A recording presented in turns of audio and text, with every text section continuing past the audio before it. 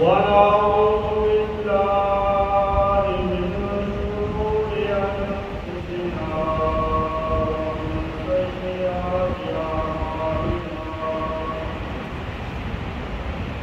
من يهده الله فلا مضل له ومن يضلل فلا هادي له ونشهد أن لا إله إلا الله وحده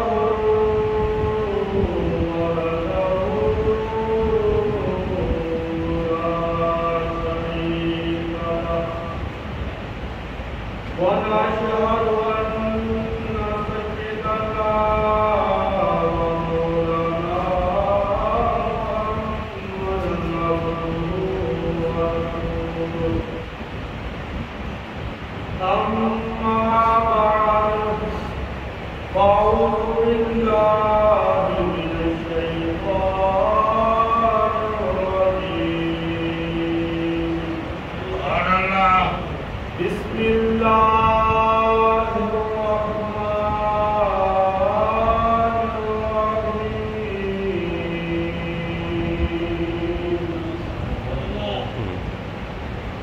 وأقيموا الصلاة وآتوا الزكاة واركعوا مع الراكعين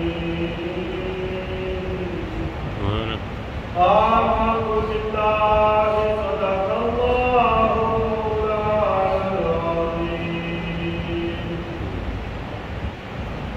هو الحبيب الذي ترجى شفاعته بكل هول من الأرواح الصالحين محمد سيد القولين والثقلين والطريقين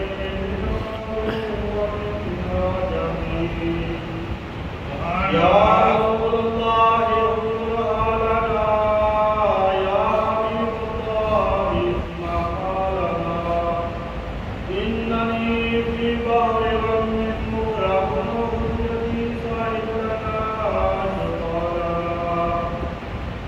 إمداد والإمداد ونصر ومداد تدير الدنيا شاد الدنيا والسيارة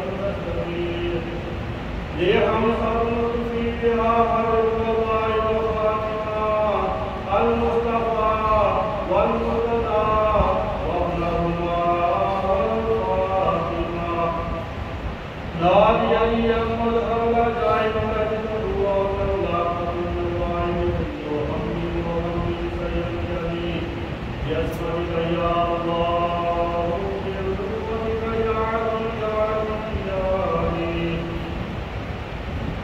إن الله وملائكته يصلون على النبي يا أيها الذين آمنوا صلوا عليه وسلموا تسليما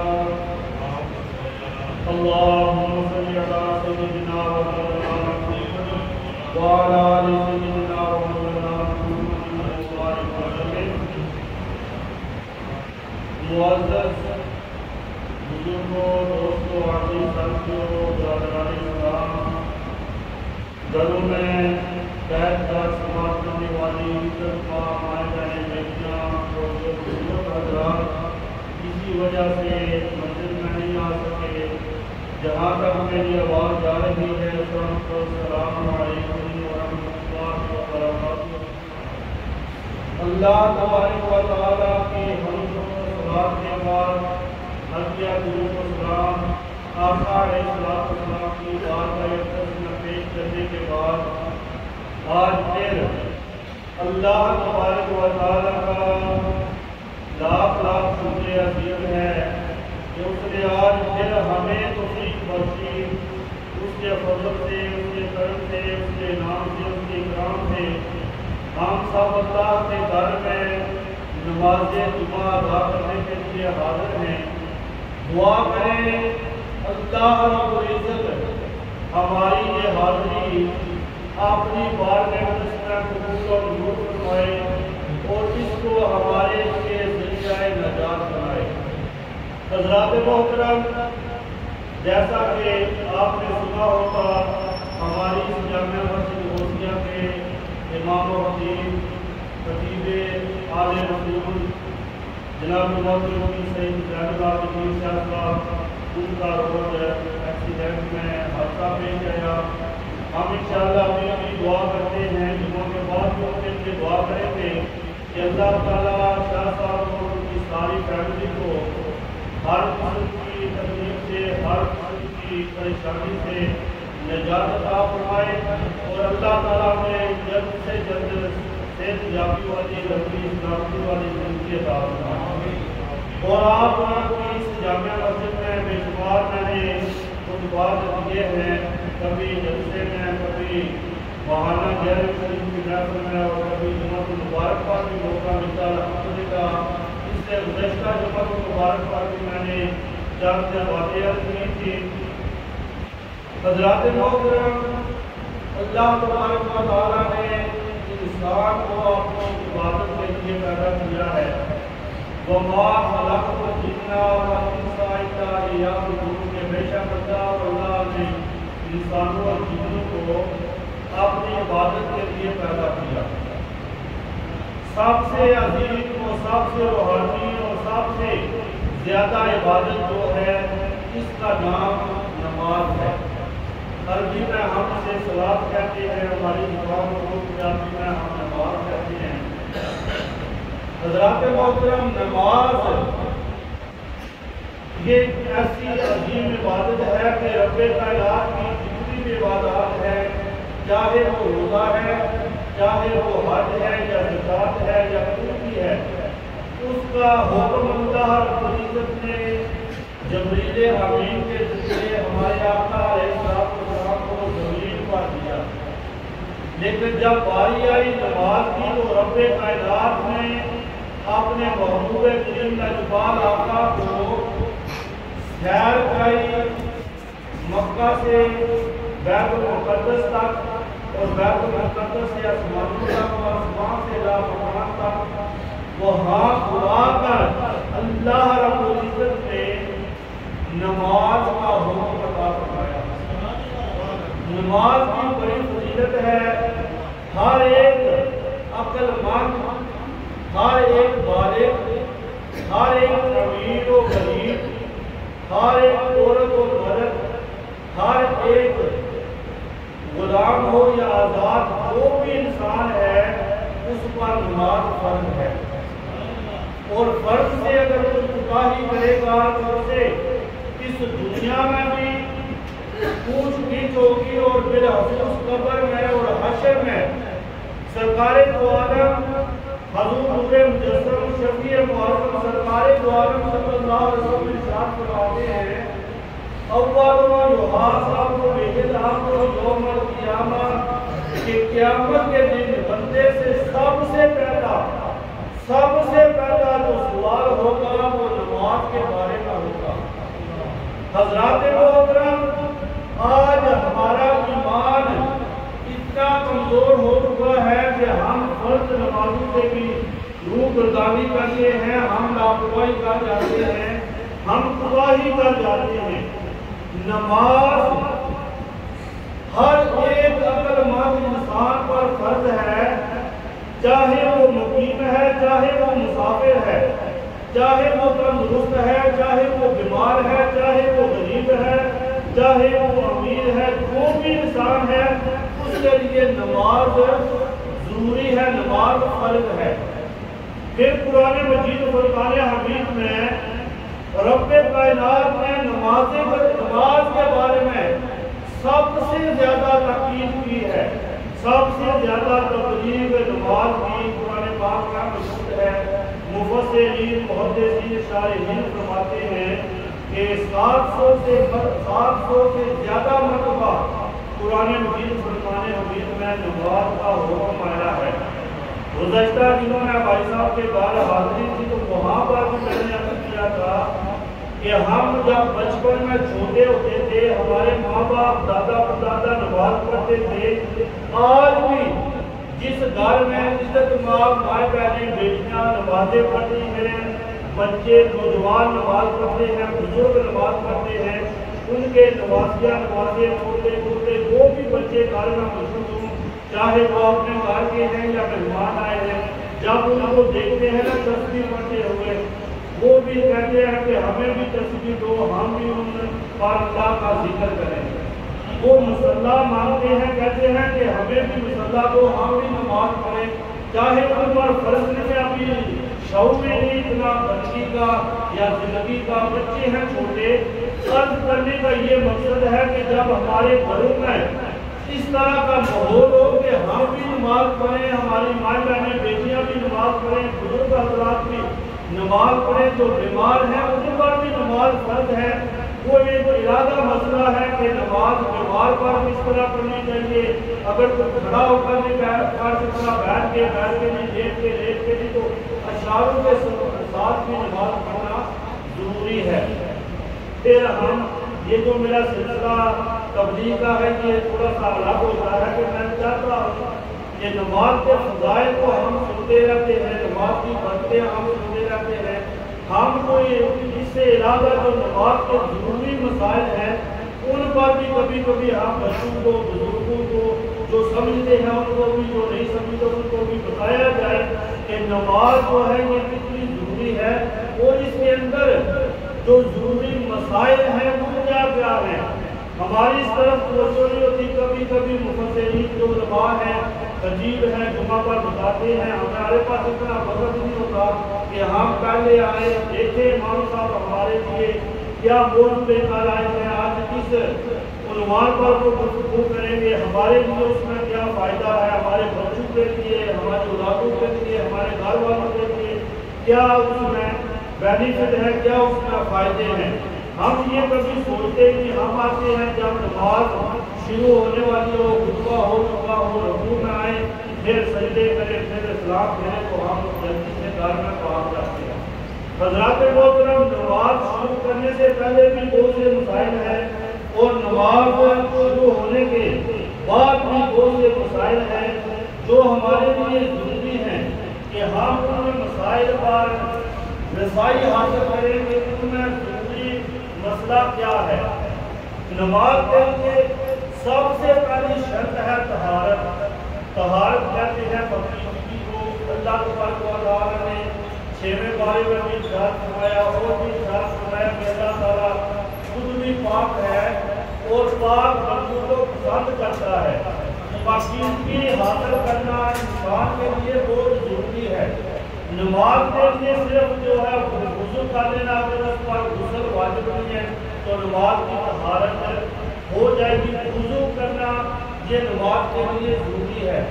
اگر کوئی انسان غسل کا نماز کرتا ہے تو اس کا اور مسئلہ ہے۔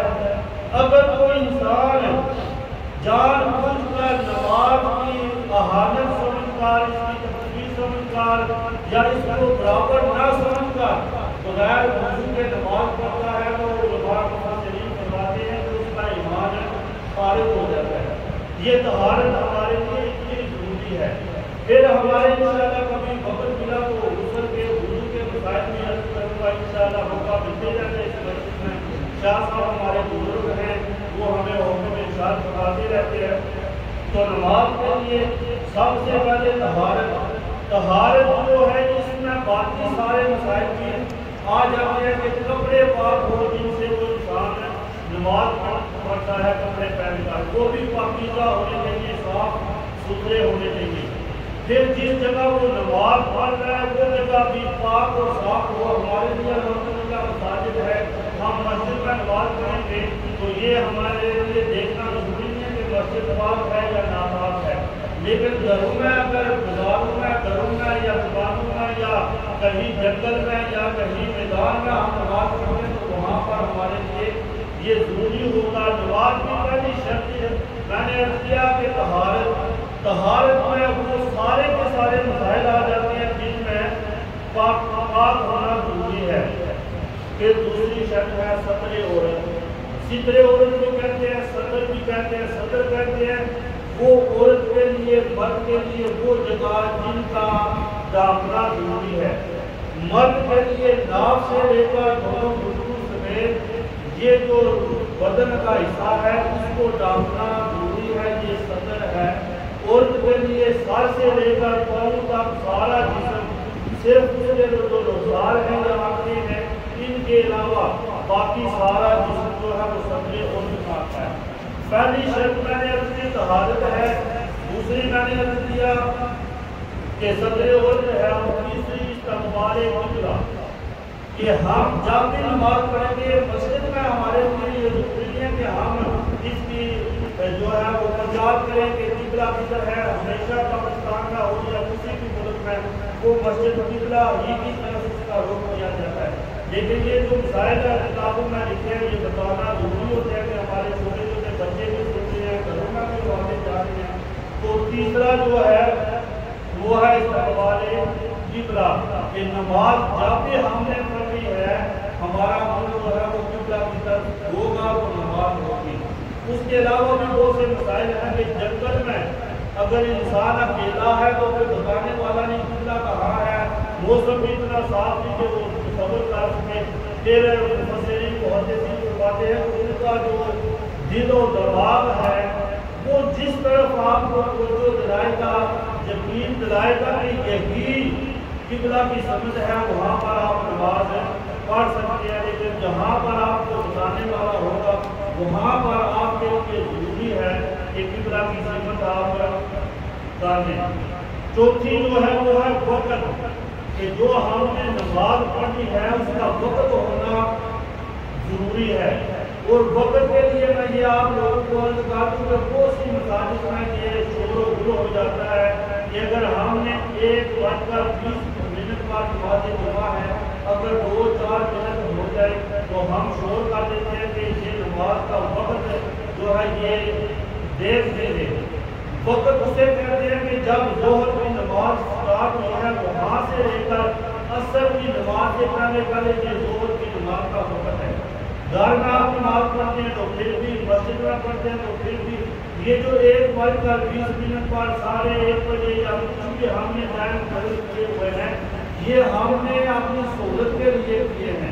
اس میں اگر 2-4 منٹ آگے پیچھے ہو جاتا ہے تو مقتدیوں کو شور کرنے کی ضرورت نہیں، جو ممبر پر بیٹھا ہوتا ہے جو ہمارا امام و حبیب ہوتا ہے وہ ان سارے مسائل سے آگاہ ہوتا ہے، اسے پتہ ہوتا ہے کہ میں نے کبھی نماز کو سی پڑھانی اور کس طرح وقت ہے۔ تو جو وقت کی بات ہے یہ ضروری ہے کہ وقت اس نماز کا ہو، یہ نہیں ہے کہ وقت ظہر کا ہے تو ہم مغرب کی شروع کر دیں، وقت ظہر کا ہے تو ہم فجر کی شروع کر دیں۔ فجر کا جو طلوع آفتاب سے لے کر سورج نکلنے سے پہلے پہلے تک فجر کا وقت ہے وہ ہمارے لیے نماز فجر کا وقت ہے۔ پھر ضحیٰ کبریٰ سے لے کر عصر سٹارٹ ہونے تک ظہر کا، اسی طرح عصر ہونے کا وقت ہے۔ تو یہ چیزیں ہمارے لیے جاننا ضروری ہیں۔ ہم خطبہ دیتے ہیں جمعے پر، ہم سوچ کے آتے ہیں کوئی ایسی تقریر کرے، ہمارے بزرگ دیکھیں، ہمارے نوجوان بچے دیکھیں، بڑے بڑے اونچے اونچے جملے بولا، بڑے بڑے زیادہ فکرے بولا، بڑے بڑے اچھے جو واقعات سنا رہا ہے، ہم ان چھوٹے چھوٹے مسائل میں گفتگو نہیں کرتے ہیں، ہم ان مسائل پر گفتگو نہیں کرتے۔ اور پانچویں جو نیت ہے، پانچواں جو شرط ہے نماز کی وہ ہے نیت۔ ہماری نیت دل سے بھی ہونی چاہیے، اگر زبان سے کرنا چاہتا ہے تو اس کے لیے ضروری نہیں ہے کہ زبان سے کرے، لیکن ارادہ تک ہونا چاہیے کہ ہم کون سی نماز پڑھنے ہیں، کتنی رکعتیں پڑھنے ہیں، یہ دل سے نیت کرنا بھی ضروری ہے۔ اور پھر نیت جو ہے انما الاعمال بالنیات، اگر کوئی انسان گھر سے آج جمعہ پڑھنے کے لیے آیا ہے تو جمعہ کی نیت کر کے آیا ہے، اگر اس نے خدا نہ خواستہ اگر نہیں کہا تو اپنی نماز اللہ اکبر تکبیر تحریمہ کہہ کے ہاتھ باندھ لیے تو وہ نماز فرماتے ہیں اس کی نماز ہو جائے گی، اس لیے کہ اس نے گھر سے نماز جمعہ کے لیے نیت کی تھی۔ یہ جو ساتھی شرط ہے وہ ہے تکبیر تحریمہ، اور یہ جو تکبیر تحریمہ ہے یہ نماز کے فرائض میں بھی ہے۔ پھر ہم تکبیر تحریمہ اس کا مطلب کیا ہے؟ تکبیر کا اللہ اکبر، تکبیر کا مطلب ہے کہ اللہ کا ذکر کرنا، تحریمہ کہتے ہیں کہ حرام کرنا، یعنی کہ تکبیر تحریمہ کا مطلب یہ ہے کہ وہ چیزیں جو ہمارے لیے جائز اور حلال تھی وہ ہم نے تکبیر تحریمہ ہاتھ اٹھا کر کیا کہ آپ کے اوپر حرام پانی کھانا کھانا یہ ہمارے لیے ضروری ہے، اور ہم نماز کا کھانا نہیں کھاتے ہیں، نماز کا کھانا کھانا حرام ہے۔ پانی پینا، چلنا، سونا، یہ ساری جو ہے نا، یہ جب ہم اللہ تکبیر تحریمہ کہتے ہیں نا، تو یہ ہم کہتے ہیں کہ تکبیر تحریمہ اللہ اکبر، کہ ہم نے اپنے دنیاوی چیزوں کو حرام کر دیا۔ ہوتی وہ حلال ہے لیکن نماز کے اندر وہ، پھر ہمیں ہمارے بچوں کو، ہمارے بچوں کو تکبیر تحریمہ ہی کرنے کا پورا طریقہ جو ہے وہ نہیں۔ بہت سے ہم نے ساتھی دیکھے وہ تکبیر تحریمہ کرتے ہوئے اپنے بچوں کو بند کیے ہوئے ایسے اللہ اکبر کر دیتے۔ پھر ایسے بھی دیکھا کہ پورا ہاتھ یہ جو ہے یہ پیچھے کی طرف موڑ کے اللہ اکبر۔ جو امام اعظم ابو حنیفہ رحمۃ اللہ علیہ کا طریقہ ہے وہ یہ ہے کہ جب بھی ہم امام کے پیچھے اپنی نماز کی نیت کریں، ہماری یہ جو ہتھیلیاں ہیں یہ ہمارے قبلہ کی طرف جب ہمارا منتر ہوگا تو یہ ہتھیلیاں قبلہ کی سمت ہوگی۔ ایسے ہاتھ کھولنا نہیں ہے کہ ہم دو سے زیادہ کھولیں، خود پہ بند بھی نہیں کرنا کہ ہم ساری بند کر لیں۔ اپنے اندازے کے ساتھ جب ہم اللہ اکبر کرتے ہیں، جتنی ہاتھ میں ہتھیلی پوری ہے انگلیاں پوری نہ اتنی رہنے دیں، لیکن ہتھیلی کا آپ نے سامنے اللہ اکبر، کہ یہ جو ہتھیلی کا حصہ ہے جس کی طرح کی سمت ہو اللہ اکبر۔ ایسے اگر ہم ایسے کریں گے پھر بھی یہ طریقہ ٹھیک نہیں ہے۔ اگر ہم ساری پیچھے چھوڑ دیں گے پھر بھی طریقہ نہیں ہے۔ اگر ہم ایسے کر لیں گے پھر بھی طریقہ ٹھیک نہیں ہے۔ طریقہ جو کامیاب کو نفاذ جو بہائی قرآن نے بیان کیا ہے وہ یہ ہے کہ ہماری ہتھیلیاں قبلہ کی سمت اللہ۔ پھر دوسرا فرض ہے، اس میں 8 چیزیں بیان کیا مفسرین تکبیر تحریمہ میں، اتنا وقت نہیں ہے کہ میں تفصیل سے ساری باتیں بیان کر سکوں۔ اس میں الفاظ بھی اگر ہم نے اللہ اکبر صحیح نہیں کہا تو ہماری نماز شروع نہیں ہوئی۔ اگر امام صاحب کے ساتھ جب بھی امام صاحب اللہ اکبر کہتے ہیں ہمیں بھی کہنا ضروری ہے، لیکن اس کے الفاظ تجوید کے ساتھ اگر ہم نے الف بار ڈال دیا اللہ اکبر جیسے ہمارے پہلے بزرگ کرتے تھے پھر بھی نماز نہیں ہوگی۔ پھر اگر ہم نے اللہ اکبر کی بجائے اللہ اکبر بار پر کھڑی زبر پڑھ دی تو پھر بھی ہماری نماز درست نہیں ہوگی۔ پھر جو کاف ہے اللہ اکبر، اس کا مطلب اللہ سب سے بڑا ہے۔ اگر ہم نے موٹا کاف پڑھ دیا تو رکوع والا اللہ اکبر، پھر بھی نعوذ باللہ من ذالک اس کا معنی بھی تبدیل ہو جائے گا اور ہماری نماز نہیں ہوگی۔ اس طرح کے بہت سے مسائل ہیں۔ دوسرا فرض ہے قیام کرنا۔ پہلا فرض نماز کا تکبیر تحریمہ جسے ہم اللہ اکبر کہتے ہیں۔ دوسرا فرض ہے قیام کرنا۔ قیام کہتے ہیں کھڑے ہونے کو۔ پھر قیام کرنے کا طریقہ بھی جو فقہائے کرام نے بیان کیا ہے وہ یہ ہے کہ ناف کے نیچے ہاتھ باندھنے ہیں، جسے ہم چنی کہتے ہیں، اس کے نیچے ہم نے ہاتھ باندھنے، اور یہ ہاتھ باندھنے کا طریقہ جو مفسرین محدثین نے بیان کیا وہ یہ ہے کہ یہ گھٹنا اور یہ چھوٹی انگلی اس کی ہم نے کلائی پر ایسے جو ہے کور کرنا ہے، ایسے ہم کور کریں گے۔ پھر یہ جو انگلیاں ہیں یہ اس کے اوپر جہاں پر یہ کریے اس کے اوپر آئیں، ایسے ہم نے نیچے ناف کے نیچے ہاتھ باندھنا ہے۔ اللہ اکبر کرتے ہیں، ہتھیلیاں ہماری قبلہ کی طرف ہوں۔ قیام کرتے وقت ہماری نظر جو ہے جہاں پر ہم سجدہ کرتے ہیں نظر وہاں پر ہو، اور ہاتھ اسی طریقے سے ہم باندھ کر ناف کے نیچے پھر ہم نے جو کچھ پڑھنا ہے وہ پڑھنا ہے، یا امام صاحب کا کچھ نہیں پڑھنا ہے لیکن ہم نے موٹی سے امام صاحب کے پیچھے رکھنا ہے۔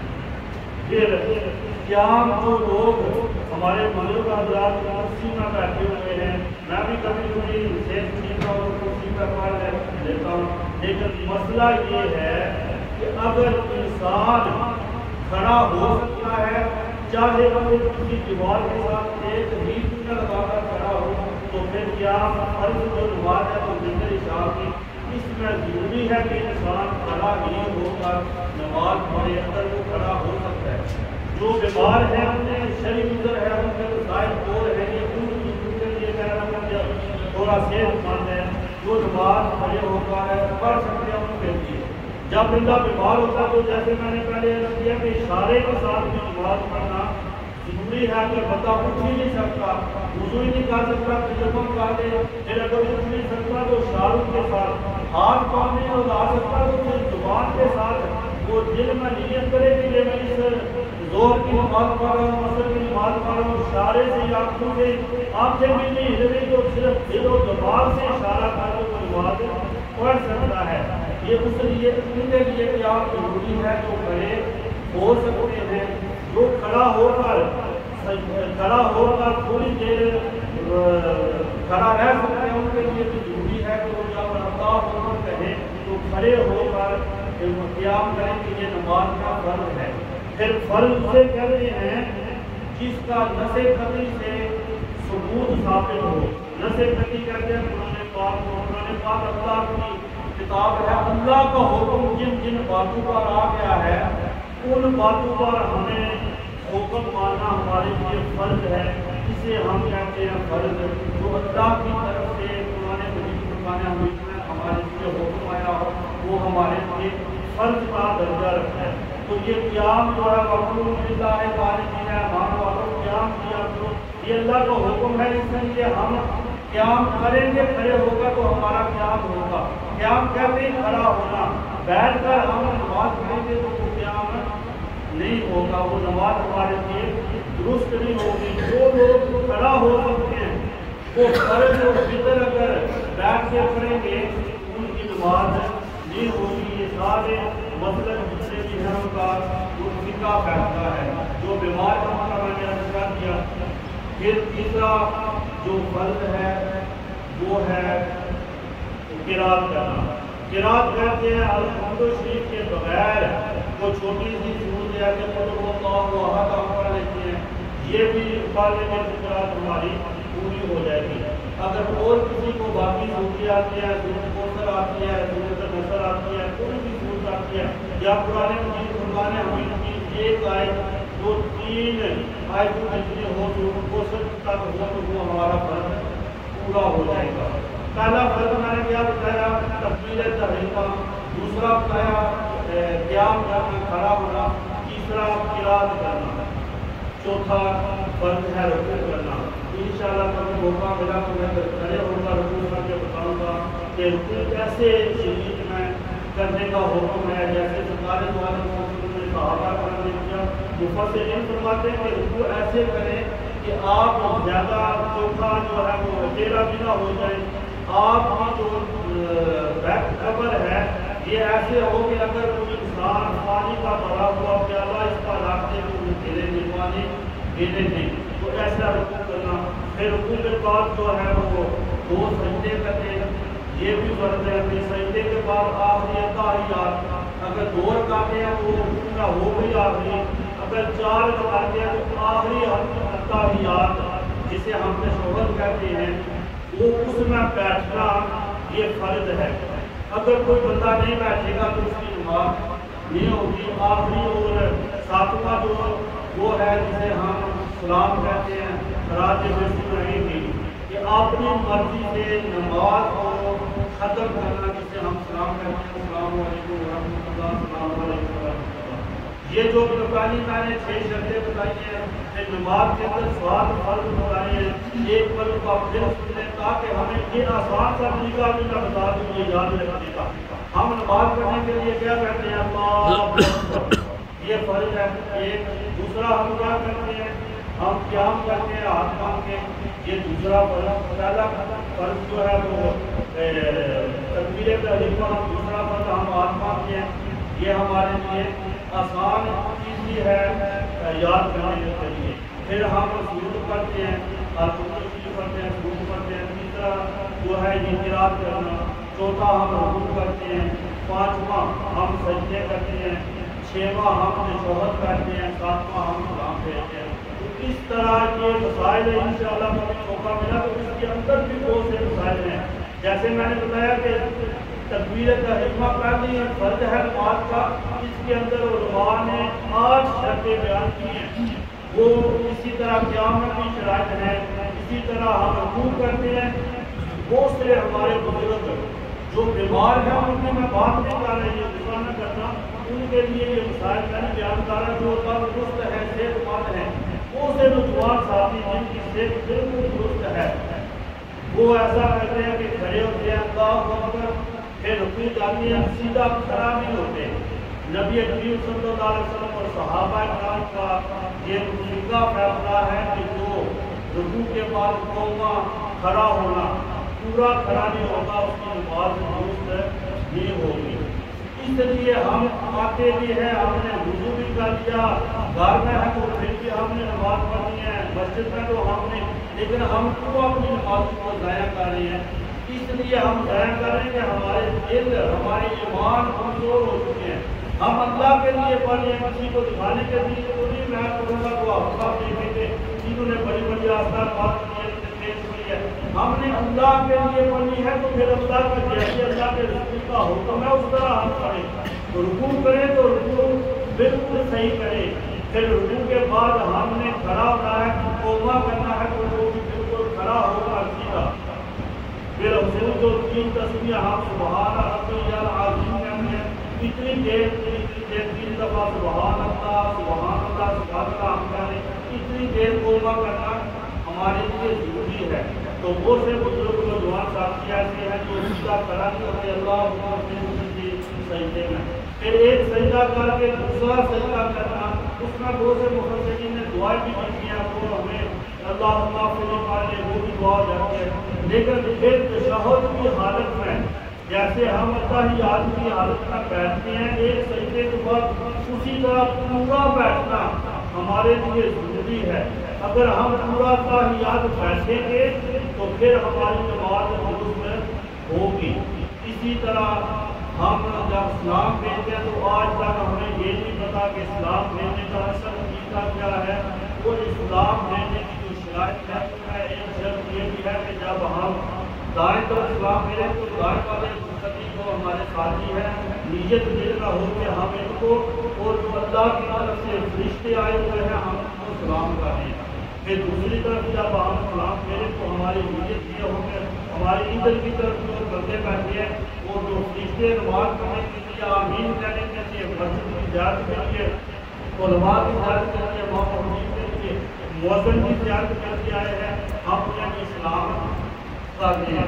تو الحمدللہ یہ ضروری مسائل کے نماز کی شرطیں بھی میں نے بیان کر دی، نماز کے جو فرائض ہیں وہ بھی پورے کر لیے۔ اگر کسی بھی دوست کو ان مسائل میں سے اگر میرے بیان کرنے میں کوئی غلطی بتا بھی ہوتی ہو یا آپ کو سمجھنے میں، تو آپ نماز کے بعد میں 5-10 منٹ کی آپ اکیلے میں بھی پوچھ سکتے ہیں۔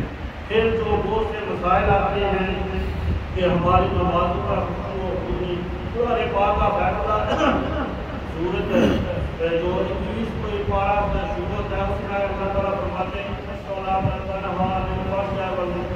کہ بے شک نماز بے حجائی برے کاموں سے روکتی ہے۔ تو ہم روکتے اسی لیے نہیں روک پا رہے کہ ہماری نمازوں میں خشوع و خضوع نہیں رہا، ہماری نمازوں میں اتنا ہمیں مزہ نہیں آ رہا، ہم اتنی دلچسپی سے نماز پڑھتے نہیں ہیں، ہم نماز کے مسائل سے آگاہ نہیں ہیں، نماز پڑھنے کا طریقہ سے نہیں پتا، پھر ہم نماز جب پڑھتے ہیں تو اس میں شمار شیطان کی طرف سے وسوسے آتے ہیں، جس میں بھی حدیث کی کتابوں میں بھی جگہ آتے رہتے ہیں وسوسے۔ پھر ہم جو کاروبار بزنس سے جو بھی گھریلو مسائل پریشانیاں وہ ہم نماز کا بھی ڈسکس کرتے رہتے ہیں۔ وہ اس طرح کی باتیں ہیں جو ہم نماز میں کرتے ہیں جس کی وجہ سے ہم گناہوں سے نہیں رک سکتے۔ جو بھی اللہ کا نیک کافی پرہیزگار بندہ آج بھی نبی پاک صلی اللہ علیہ وسلم کے بتائے ہوئے اللہ کے حکم سے صحیح نماز پڑھتا ہے، اس کے چہرے پر بھی رونق آ جاتی ہے، اس کے دل دماغ بھی روشن ہو جاتے ہیں، پھر شمار گناہوں سے وہ بچ بھی ہو جاتا ہے۔ اور پھر یہ نماز جو ہے جو بھی بندہ نماز پڑھتا ہے حدیث پاک کی مفہوم بیان کر دیتا ہے، اتنا حکم نہیں ہے کہ نبی پاک صلی اللہ علیہ وسلم نے فرمایا کہ جو بندہ نمازی مرے گا اس کی قبر بھی روشن ہوگی، اس کی قبر میں اللہ کی طرف سے نور آ جائے گا۔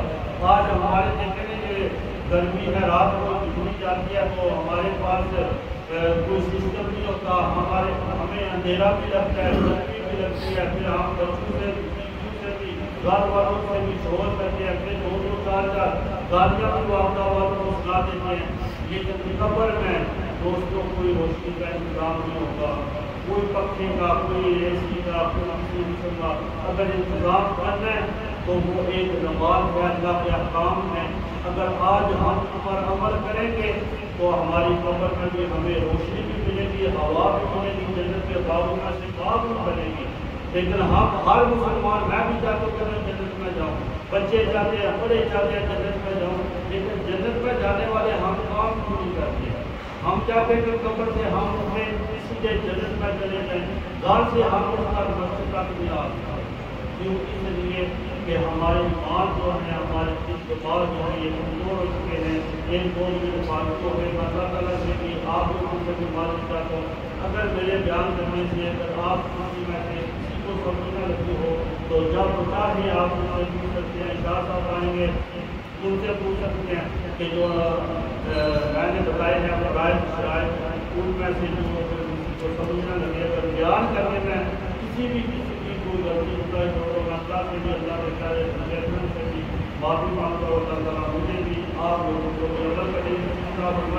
اس سے ایک ضروری مسئلہ ہے، جن حضرات کی بچپن میں بالغ ہونے کے بعد کسی بھی وقت کسی بھی وجہ سے نماز قضا ہوئی ہے تو وہ نماز ہمارے لیے بیٹھے ہوئے جو اس کی وجہ سے بازار میں باہر آتے اس کی وجہ سے اور باہر میں اس کی وجہ سے جو نمازیں ہماری قضا ہوئی ہیں اس کا حساب ہم نے دینا، اس کا آسان طریقہ یہ ہے، مفسرین محدثین فرماتے ہیں جو نوافل ہیں ان کا تھوڑا سا ثواب کم ہوتا ہے، تو آپ نوافل کی جگہ فرض نمازیں مقاصد شروع کرتے ہیں۔ اس کا طریقہ یہ ہے کہ آپ ایسے نیند کرتے کہ میں 2 رکعت نماز فرض فجر کی پہلی نماز ادا کر رہا ہوں، جب دوبارہ پڑھیں گے پھر یہ نیند کرنے کہ میں جو خدا یا اس سے پہلی نماز پڑھ رہا ہوں، پھر آپ نیت کر لیں۔ باقی مٹی کے ہیں لیکن یہ آسان ہے کہ جو ہماری نماز ہے خدا کی ہم نے ادا کر لی، اس کے بعد جو پہلی نماز خدا اس کی نیت کر لیں، پھر وہ اللہ کو اس سے پہلی جو نماز ہماری خدا اس کی،